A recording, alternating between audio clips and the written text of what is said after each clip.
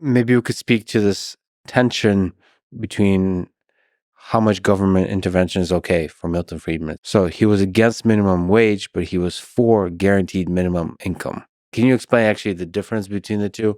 Yeah, so this was one of the discoveries I made in my research. I found a paper from 1938 he wrote advocating what we would call today a universal basic income, a minimum income.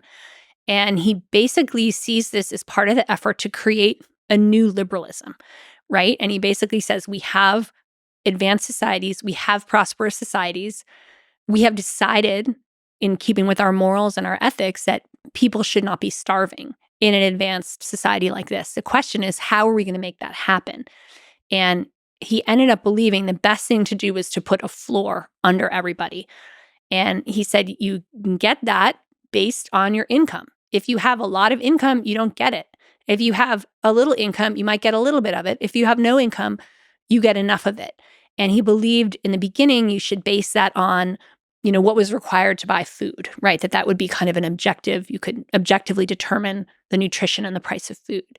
And so that for him, it's important. He says it's keeping with a liberal polity because it's not intervening in the price system. It's not intervening in economic relations. And it does not, in his view, require a bureaucracy to administer. It does not, in his view, require that you qualify for it by virtue of being in a protected class.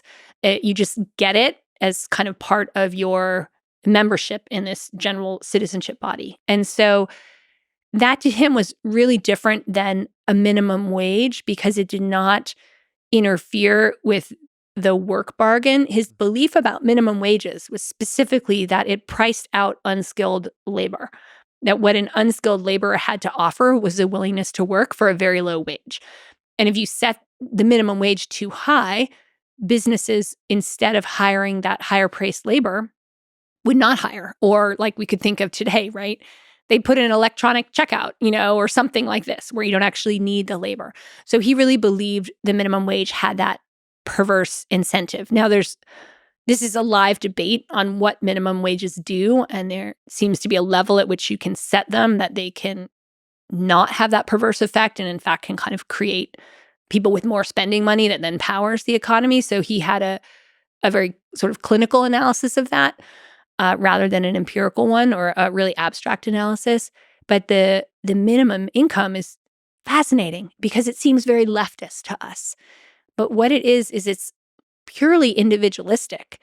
And it never really happened because it was so purely individualistic, because American social policy typically identifies like this group of people is deserving and will give them benefits. So the classic example is soldiers, veterans. Another example is mothers raising dependent children.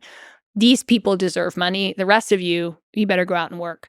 And so Friedman's proposal, it really caught on in the 60s. It ultimately went nowhere, but it was no litmus test, no income analysis, just we're going to give you this much. Everyone's going to get this much. And he decided once mass taxation had come in, you could do it through taxes. And you could just rebate people who didn't pay income taxes, got a rebate.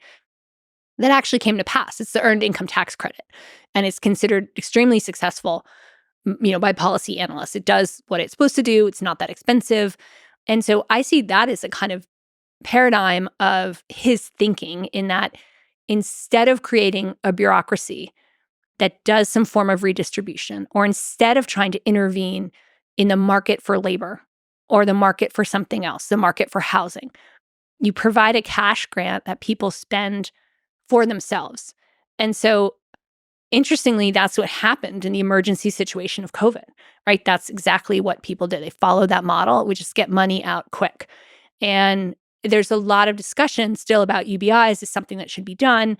And I think it's always going to be hard to pull off, because I think Americans and their elected representatives don't want to provide a universal benefit. They want to provide a targeted benefit because they believe there's like a moral component here. And Friedman advanced a policy that was really abstract and really just, kind of, it was devoid of judgment. It was like pure and beautiful in that way, but like utterly impractical.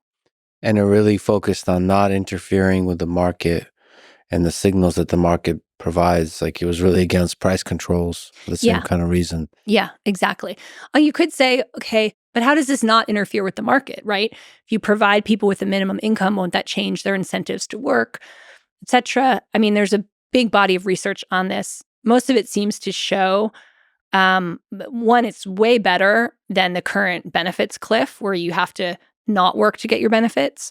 And any incentive impact on working seems to be much lower than would be expected. But I'll let the economists and the social scientists fight that one out and figure it out empirically. Hopefully, we should be able to. Yeah, there's been a bunch of studies. It's interesting, even just how you conduct studies like this, how you Yeah. do these kinds of experiments, especially if you're empirically minded. Because a lot of the studies I saw are pretty small. Right. And so how do you make big conclusions about how to run the world, how to run economies from such small studies? It's all a fascinating experiment of ideas. And it's also inspiring to see individuals and maybe small groups of individuals like the Chicago School of Economics to sort of shake up what we believe and how we run the world. Yeah. Inspiring. Yeah.